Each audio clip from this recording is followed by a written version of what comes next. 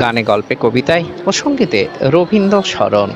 22শে শ্রাবণ উপলক্ষে আজ পূর্ব মেদিনীপুর জেলার মেছেদাতে বিখ্যাত ডক্টর রমেশ চন্দ্র বাবুর চেম্বারে উদযাপিত হল 22শে শ্রাবণ রবীন্দ্র স্মরণ।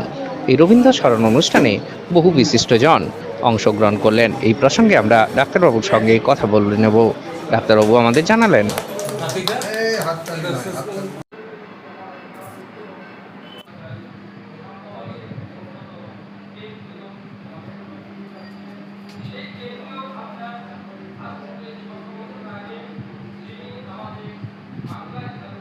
নমস্কার, আপনার নাম? ডক্টর রমেশ চন্দ্র বেরা। আজ 22শে শ্রাবণ 1433 রবীন্দ্রনাথ ঠাকুরের মহাপ্রয়াণ। আমরা মহাপ্রয়াণ বলছি। আজ আপনারা রবীন্দ্র স্মরণ করলেন, কিভাবে স্মরণ করলেন, কি কি অনুষ্ঠান হলো একটু যদি বলেন।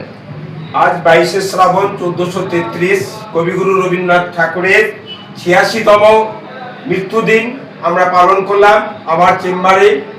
এখানে এসি হলে রবীন্দ্রনাথ ঠাকুরের পূর্ণাঙ্গ প্রতীক আছে। এই ফটোতে আমি রেগুলার পুষ্পদান করি এবং এনাকে শ্রদ্ধা করি। আজকের দিন 22শে শ্রাবণ যেমন পালন করি, তেমনি 25শে বৈশাখ পালন করি। রবীন্দ্রনাথ ঠাকুর বিশ্ব ভ্রাতৃত্ববোধ জাগরিত করেছিলেন। প্রাচ্য এবং প্রতীচ্যের মধ্যে মিলন উনি স্থাপন করার জন্য আপ্রাণ চেষ্টা করেছেন। সেই জন্য উনি শান্তিনিকেতন তৈরি করেছেন, বিশ্বভারতী তৈরি করেছেন। তাকে আমরা প্রণাম করার জন্য আজকে উপস্থিত হয়েছি।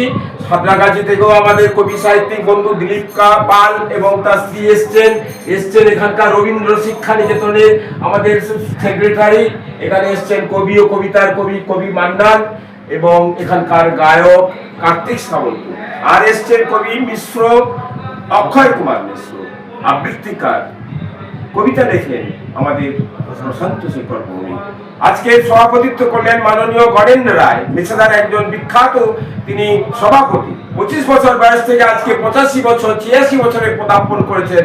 ওনার বক্তব্য শুনে আমরা সবাই মোহিত হয়েছি। এই এক প্রাণ, এক জাতি, এক মহান ঐতিহ্য রবীন্দ্রনাথ প্রতিষ্ঠা করতে চেয়েছিলেন। সেটা আজকের দিনে বোধ হয় ভারতবর্ষে হতে চলেছে।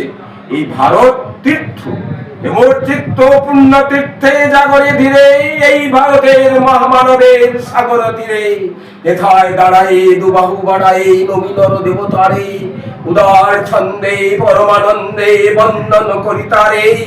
ধ্যান গম্ভীর এই যে ভূদল নদী জপমালা ধৃত প্রান্ত, হেথায় নিত্য হের পবিত্র ধরিত্রীরে, এই ভারতে মহামানবের সাগর তীরে।